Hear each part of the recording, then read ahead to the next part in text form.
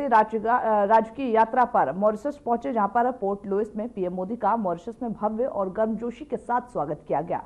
Mauritius के प्रधानमंत्री नवीन रामगुलाम समेत शीर्ष हस्तियों ने पीएम मोदी का स्वागत किया। वही पीएम नवीन ने पीएम मोदी को माला पहनाई और गले लगाकर उनका अपने देश में अभिनंदन किया। इस दौरान पीएम मोदी को गार्ड ऑफ ऑनर भी दिया गया।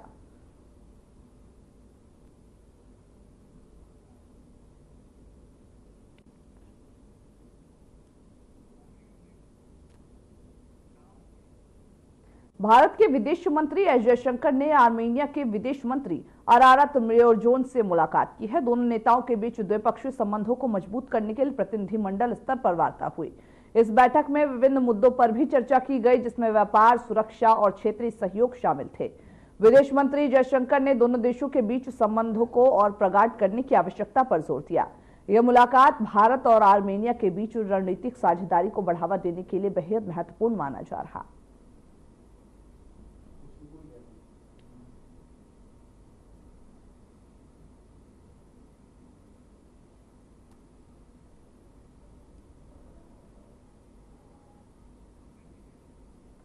विदेश मंत्री एस जयशंकर से मुलाकात हुई है और साथ ही साथ कई ऐसे मुद्दे हैं जिस पर बातचीत हुई है। आर्मेनिया यात्रा था और इसमें दोनों ही देशों के बीच किस तरीके से रणनीतिक संबंध और ज्यादा प्रगाढ़ और ज्यादा मजबूत होंगे, और साथ ही और कौन से ऐसे साझेदारी है, समझौते हैं जो दोनों देशों के बीच होंगे, उस पर भी इस दौरान चर्चा किया गया। वही दिल्ली की मुख्यमंत्री रेखा गुप्ता ने कमला नगर ट्रेडर्स एसोसिएशन द्वारा आयोजित होली मिलन समारोह में शिरकत किया। इस अवसर पर उन्होंने व्यापारियों को होली की शुभकामनाएं दी और सभी को प्रेम, एकता और खुशहाली की कामना की। वही मुख्यमंत्री ने समाज में सामूहिक सद्भावना और भाईचारे को बढ़ावा देने की आवश्यकता पर भी जोर दिया। समारोह में व्यापारियों ने विभिन्न सांस्कृतिक कार्यक्रमों का आयोजन किया, जो एक उत्साहपूर्वक माहौल में संपन्न हुआ।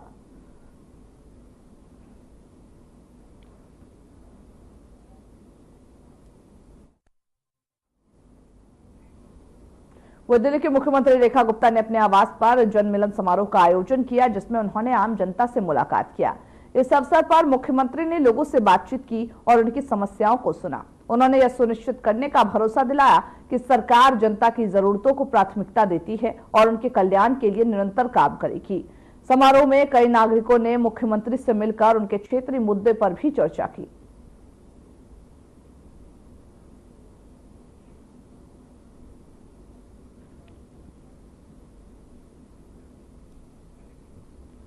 तो जनता से मुलाकात के लिए ये आयोजन किया गया था, जहां पर दिल्ली की नई जो सीएम है रेखा गुप्ता ने मुलाकात किया आम जन से और साथ ही साथ आम जनता की जो समस्याएं हैं उसको जाना और जल्द से जल्द निस्तारण के भी निर्देश दिए। देखिए, नया कार्यकाल है, नई मुख्यमंत्री हैं, तो दिल्ली की जनता से किस तरीके से घुलना मिलना है, इसके लिए एक बड़ा आयोजन बीजेपी की ओर से किया जा रहा और इसी के तहत सीएम रेखा आम जनता से मुलाकात करती हुई नजर आई और साथ ही साथ उनकी समस्याओं सुना और तुरंत ही अधिकारियों को इस पर निर्देश भी दिया कि जल्द से जल्द इन समस्याओं को दूर किया जाए।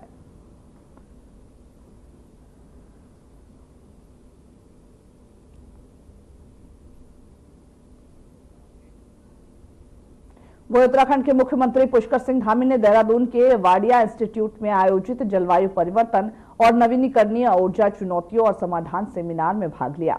मुख्यमंत्री धामी ने सेमिनार के दौरान जलवायु परिवर्तन से उत्पन्न होने वाली चुनौतियों पर भी चर्चा की और इसे सुलझाने के लिए ऐसे कार्यक्रमों को महत्वपूर्ण बताया। वह उन्होंने कहा कि जलवायु परिवर्तन के प्रभाव को कम करने के लिए जागरूकता कार्यक्रमों की आवश्यकता है। यह विषय हमारे लिए अत्यंत महत्वपूर्ण है और ऐसे कार्यक्रम आने वाली पीढ़ियों को प्रेरित करेंगे।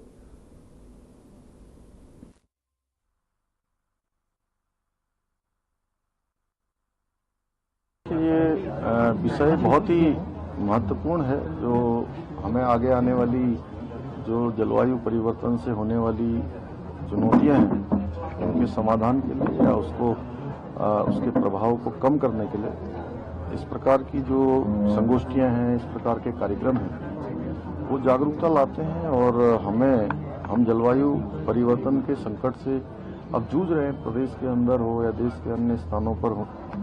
आज लगातार जिस प्रकार से आपदाएं आ रही हैं, हमारे ग्लेशियरों पर संकट आ रहा है, जल स्रोत लगातार सूख रहे हैं, तापमान बढ़ रहा है, तो कहीं ना कहीं हमको प्रकृति संरक्षण के लिए इस प्रकार के कार्यक्रम प्रेरित करते हैं और आने वाली नौजवान पीढ़ी भी इसमें शामिल हो। वनाग्नि जैसी हमारी जो चुनौतियां हैं, उन चुनौतियों पर भी हम काम कर रहे हैं, राज्य सरकार काम कर रही है और आगे भी हमारा प्रयास है कि जो हमारे जल स्रोत हैं जो रिचार्ज नहीं है, रिचार्ज जिनके बंद हो गए हैं, उनको फिर से रिचार्ज कर। बढ़ते अगली खबर की ओर, जहां मध्य प्रदेश के मुख्यमंत्री मोहन यादव ने स्वर्गीय माधवराज सिंधिया की 80वीं जयंती पर आयोजित भजन संध्या कार्यक्रम में शिरकत किया। इस दौरान केंद्रीय मंत्री ज्योतिरादित्य सिंधिया भी उनके साथ मौजूद रहे। वहीं मुख्यमंत्री यादव ने माधवराज सिंधिया के योगदान को याद करते हुए उन्हें श्रद्धांजलि अर्पित की और उनके आदर्शों को आगे बढ़ाने की बात की। भजन संध्या कार्यक्रम में श्रद्धालुओं ने धार्मिक भजनों का आनंद लिया और प्रदेश की समृद्धि के लिए प्रार्थना किया। तो भजन संध्या में श्रद्धांजलि अर्पित की। माधवराज सिंधिया को श्रद्धांजलि अर्पित करते हुए सीएम मोहन यादव नजर आए हैं और साथ ही साथ उनके साथ ज्योतिरादित्य सिंधिया भी वहां उपस्थित रहे। माधवराज सिंधिया की जो कार्यप्रणाली थी, जो कार्यकाल था, उसके बारे में इस दौरान जानकारी दी गई और साथ ही साथ उनके जो उद्देश्य थे, उनका जो दृढ़ निश्चय था, उसके बारे में भी उनको याद करते हुए उस पर श्रद्धांजलि अर्पित की और लोगों को उनके कार्यकाल से, उनके उद्देश्य से प्रेरित होकर के आगे बढ़ने की बात कही है।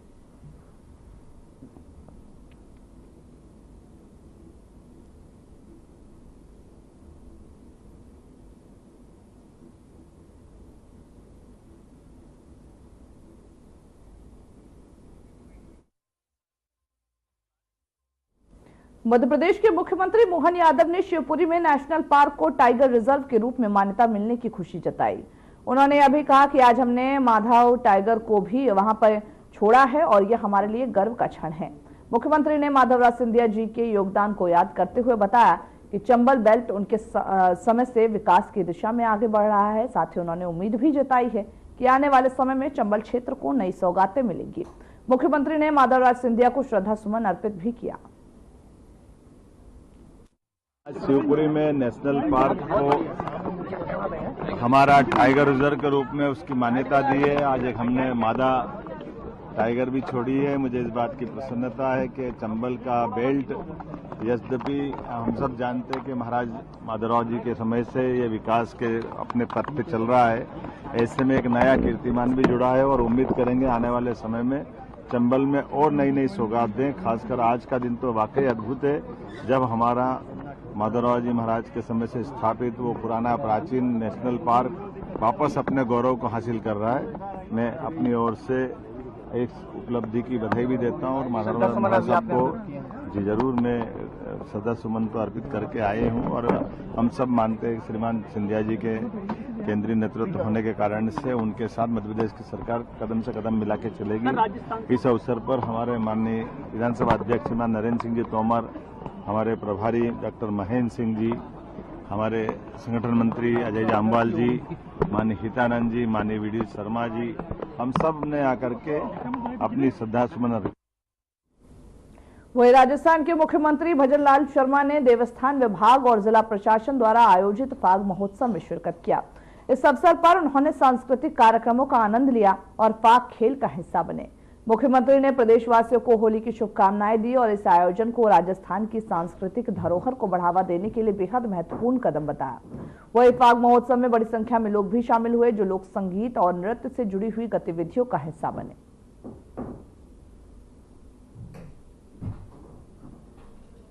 तो सांस्कृतिक कार्यक्रम का आयोजन किया गया था राजस्थान में, जिसमें राजस्थान के सीएम भी उपस्थित रहे और साथ ही साथ राजस्थान की जो संस्कृति है वो खासतौर पर इसमें दिखाई गई है और इससे लोगों को रूबरू कराया गया। क्योंकि सांस्कृतिक धरोहर को ये देखा जाता है कि राजस्थान में सबसे ज्यादा जो किले हैं, जो सांस्कृतिक धरोहर हैं, वो देखे गए हैं। तो उसको किस तरीके से बढ़ावा दिया जाए, उसके लिए क्या कुछ आगे विकास के लिए काम करने होंगे, इस पर भी इस दौरान चर्चा हुई और लोगों को खासतौर से महत्वपूर्ण संदेश देते हुए नजर आए हैं ताकि सांस्कृतिक धरोहर जो है उसको आगे बढ़ाएं और हर एक इंसान इस बारे में जागरूक हो कि संस्कृति को किस तरीके से आगे बढ़ाया जाता है, हमारी जो सांस्कृतिक चीजें हैं उसको किस तरीके से लोगों तक उसके बारे में पहुंचाया जाए।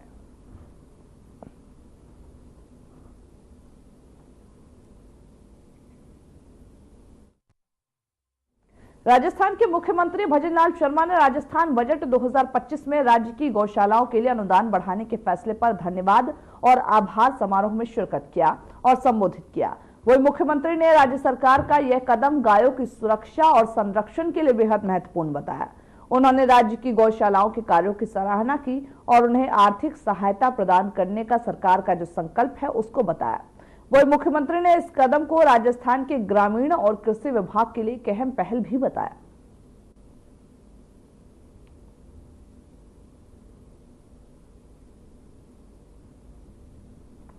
गौशालाओं के लिए अनुदान राशि भी दी गई है इस बजट में और गौशालाओं को किस तरीके से आगे बढ़ाया जाएगा उसके बारे में भी सीएम यहां पर जानकारी देते हुए नजर आ रहे हैं। और साथ ही साथ यह भी कहा कि गौशालाओं में अनुदान ताकि जो गाय हैं उनकी सही से रक्षा हो सके उसको लेकर के बजट में एक खास जो जगह है वो दिया गया है और राजस्थान सरकार इस कदम को उठाते हुए नजर आए ताकि हर जगह हर स्वरूप में विकास हो सके।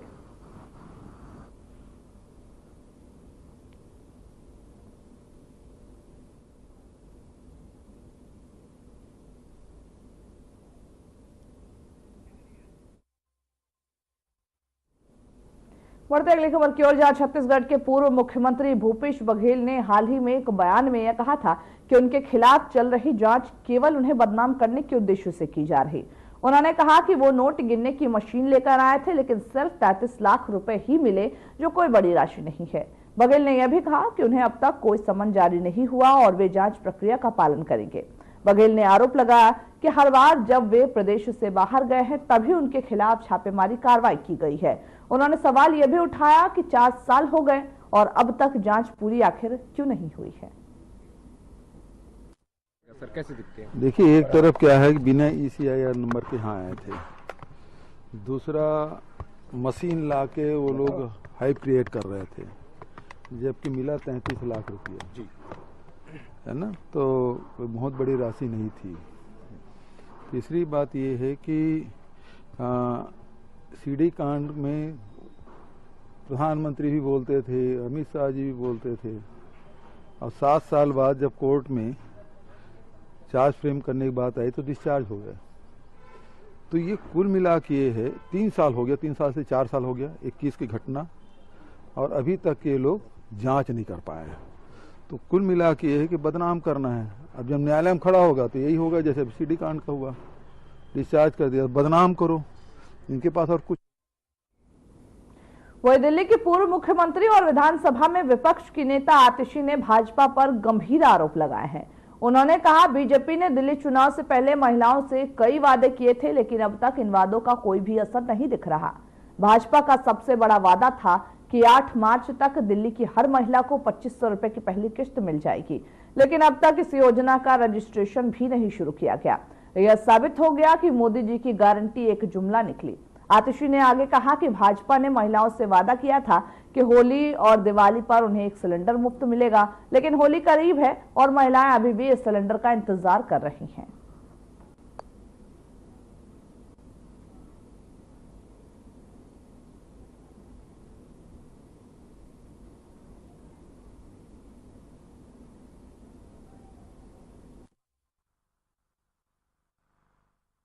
भारतीय जनता पार्टी ने दिल्ली के चुनाव से पहले दिल्ली की महिलाओं को कई वादे किए। दिल्ली की महिलाओं ने भारतीय जनता पार्टी पे भरोसा किया, प्रधानमंत्री नरेंद्र मोदी जी की गारंटी पर भरोसा किया और दिल्ली चुनाव में भारतीय जनता पार्टी को वोट देकर उनकी सरकार बनाई। भारतीय जनता पार्टी का, प्रधानमंत्री नरेंद्र मोदी जी का सबसे बड़ा वादा था कि 8 मार्च तक दिल्ली की हर महिला के खाते में 2500 रुपए की पहली किस्त आ जाएगी। 8 मार्च आया, 8 मार्च गया, पहली किस्त तो छोड़िए, अभी तक 2500 रुपए की योजना का रजिस्ट्रेशन तक नहीं शुरू हुआ। तो ये साबित हो गया कि जो मोदी जी की गारंटी थी वो आखिर में एक जुमला निकली और शायद आज के बाद देश में कोई भी मोदी जी की चुनावी गारंटी पर भरोसा नहीं करेगा। लेकिन इस 2,500 रुपए के अलावा एक और महत्वपूर्ण वादा भारतीय जनता पार्टी ने दिल्ली की महिलाओं को किया। भारतीय जनता पार्टी ने यह वादा किया कि वो दिल्ली की हर महिला को होली पर और दिवाली पर 1 सिलेंडर मुफ्त देंगे। आज 11 मार्च है, 3 दिन के बाद होली है। दिल्ली की महिलाएं इंतजार कर रही हैं कि उनके घर में फ्री सिलेंडर। बीजेपी विधायक केतकी सिंह ने एक विवादित बयान दिया है, जिसमें उन्होंने कहा कि बलिया के मेडिकल कॉलेज में मुस्लिमों के लिए एक अलग विंग बनवाने की आवश्यकता है। उन्होंने आगे कहा कि हो सकता है कि मुस्लिम समुदाय के लोग हमारे साथ इलाज करवाने में असहज महसूस करें और इसीलिए सरकार को उनके लिए अलग से विंग बनाने पर विचार करना चाहिए। वही विधायक के इस बयान के बाद राजनीतिक और सामाजिक हलकों में हड़कंप मचा हुआ है। कई संगठन और दलों ने विधायक के बयान की निंदा की और इसे विभाजनकारी बताया है। सामाजिक संगठनों का यह कहना है कि इस तरह के बयान से समाज में असहमति और तनाव बढ़ सकता है। तय करना है ना, क्योंकि भाई जब होली होती है तो उनको दिक्कत, रामनवमी होती है तो उनको दिक्कत, दुर्गा पूजा होती है तो उनको दिक्कत, तो हम लोग के साथ इलाज कराने में भी हो सकता है उनको कोई दिक्कत हो। तो मैं तो मांग करती हूँ महाराज जी से, कितना खर्चा हो रहा है तो एक कमरा बना ही दिया जाए और एक बिल्डिंग एक तरफ विंग बना दी जाए कि आप जाके अपना इलाज वहां करा लो भैया, हमारे साथ अगर आपको रहने में दिक्कत है तो, क्योंकि हमारा इलाज तो होना ही होना है और अच्छे से होना है। मुख्यमंत्री से मांग करेंगे बिल्कुल निश्चित तौर पर, आपके चैनलों के माध्यम से मांग आज कर ही देती हूँ कि दिवाली के मौके पर जब मेडिकल कॉलेज बन रहा है तो एक अलग विंग उन लोगों के लिए बना दी जाए, ताकि हम भी सुरक्षित रहें, अपने आप को सुरक्षित महसूस करें, ना जाने किस पे क्या चीज थूक थुका के हम लोग को मिल जाए। बढ़ते अगली खबर की ओर, जहां खेल मंत्रालय ने भारतीय कुश्ती महासंघ का निलंबन हटा दिया। सरकार ने महिला एथलीट के यौन उत्पीड़न के आरोपी बीजेपी सांसद ब्रजभूषण शरण सिंह के करीबी सहयोगी WFI अध्यक्ष संजय सिंह को पूरा नियंत्रण दे दिया है। दरअसल महासंघ के अध्यक्ष ब्रजभूषण सिंह पर महिला पहलवानों ने यौन उत्पीड़न का आरोप लगाया था, जिसके बाद खेल मंत्रालय ने WFI को सस्पेंड कर दिया था और भारतीय ओलंपिक संघ को राष्ट्रीय खेल महासंघ के दिन प्रतिदिन के मामलों को चलाने के लिए एक तदर्थ समिति बनाने के लिए कहा था। अब खेल मंत्रालय ने एक पत्र में लिखकर ये जानकारी दी कि भारतीय कुश्ती महासंघ से बैन हटा दिया गया, तो वह WFI अब घरेलू टूर्नामेंट का आयोजन करा सकता है और नेशनल टीम के अलावा इंटरनेशनल इवेंट के लिए खिलाड़ियों का चयन कर सकता है।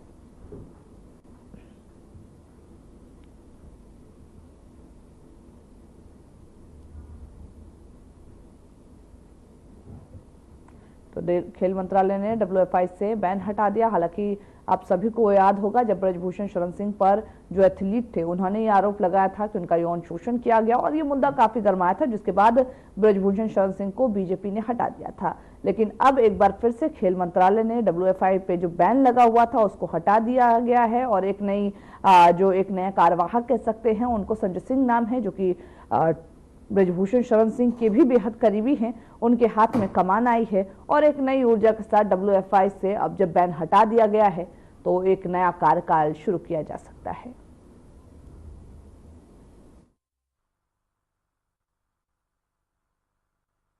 फेडरेशन ने मेरे को कितना मेंटल टॉर्चर किया था, मैं किसको बताऊं। जब मैंने वो आर्टिकल लिखा था, काफी लोगों ने बोला कि ये एक कवर अप करने के लिए, कवर अप नहीं था, वो एक रियल स्टोरी थी एक एथलीट की, और हर एक एथलीट को पता है कि हम किस दौर से गुजर रहे हैं। इतना मेंटल टॉर्चर हुई थी कि मैं मरने तक स्टेज तक चली गई थी। मैं हर दिन खुदकुशी करने की सोच रही थी। क्या मैं अगर मेरे को कुछ हो जाता, मेरी फैमिली क्या करती, मतलब मेरे बाद कौन जिम्मेदारी लेता है इस चीज की। और मैं आज भी बोल रही हूँ, अगर किसी भी खिलाड़ी को कुछ भी होगा रेसलिंग में तो प्रेसिडेंट, देश जो हमारे रेसलिंग प्रेसिडेंट है वो जिम्मेदार रहेंगे, हमारी फेडरेशन जिम्मेदार उस चीज की। हम इतना मेंटल टॉर्चर है। बजरंग मेरे को बोलते हैं कि मेंटली वीक है। मैं मेंटली वीक नहीं हूँ। मैं 10 सालों से मैं सीनियर में खेल रही हूँ, उसके बाद भी मेरे को बोल दिया जाता है कि हाँ चलो इसका तो मेंटल स्टेटस ठीक नहीं है। इसको तो बहुत गुस्सा आता है। मेरे को गुस्सा नहीं आता। मेरी फैमिली से पूछो, जब मेरा जिस रेसलिंग को मैं 5 साल से जब 5 साल की थी मैं तब से मैं लड़ रही हूँ, उस रेसलिंग को मैं जीतती हूँ हर दिन। अगर वो रेसलिंग में से कोई छीनने की कोशिश करता है, मेरे को गुस्सा उस टाइम पे आता है। मेरी इतनी इमेज मतलब गलत पोर्ट्रेट कर दी गई है मीडिया में। फेडरेशन हमारे बारे में इतना नेगेटिव निकलवाती है मीडिया में। हम एथलीट पे कितना मेंटली मतलब इफेक्ट करता होगा उस चीज का। क्या किसी भी फेडरेशन ने इस चीज का कभी रिस्पॉन्सिबिलिटी लिया कि हम एथलीट का मेंटल स्टेटस हम जाने कि क्या है, क्या क्या नहीं है, किस लेवल का है।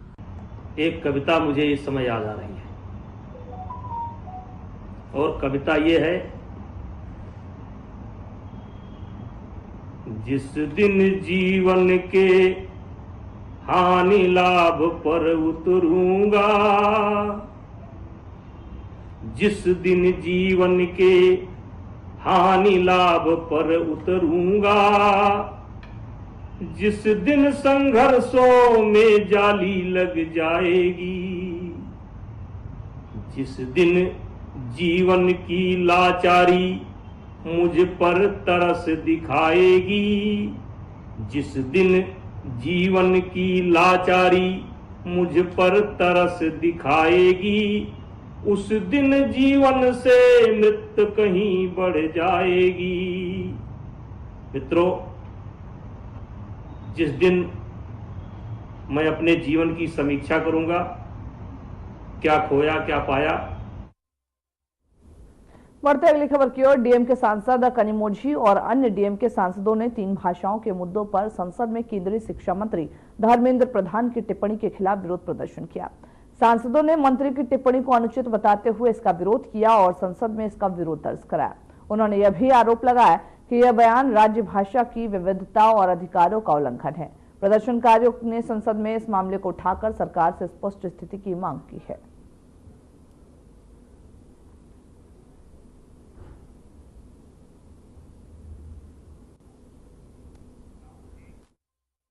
तो दिल्ली पुलिस ने उत्तर पूर्वी दिल्ली में एक अवैध शराब फैक्ट्री का भंडाफोड़ किया है। वहां जहां पर पुलिस ने छापेमारी के दौरान बड़ी मात्रा में नकली शराब बनाने के उपकरण और भी सामग्री जो है वो बरामद किए हैं। इस ऑपरेशन के दौरान 2 आरोपियों को गिरफ्तार किया गया जो इस अवैध कारोबार में शामिल थे। पुलिस ने यह भी बताया कि इस फैक्ट्री में शराब की नकली बोतलें तैयार की जा रही हैं, वही जिन्हें बाजार में बेचने के लिए तैयार किया जाता है। दिल्ली पुलिस ने इस मामले में जांच तेज कर दी है और अन्य आरोपी की तलाश जारी है।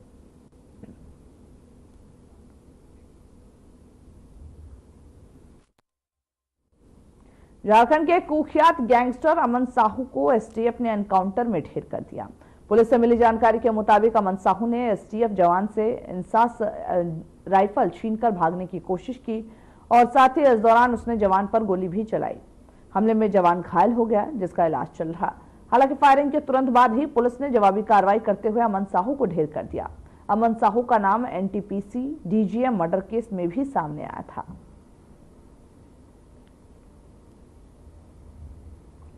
हथियार छीनकर भागने की जो कोशिश कर रहा था अमन साहू नाम का जो गैंगस्टर था, उसको आखिरकार पुलिस ने ढेर कर दिया है।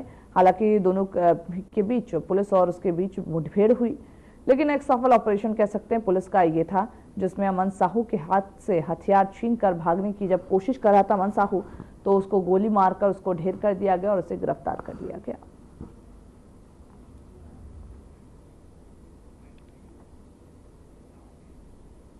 तो चलिए, खबरों के हमारे इस बुलेटिन में बस इतना ही। मुझे दीजिए इजाजत। नमस्कार।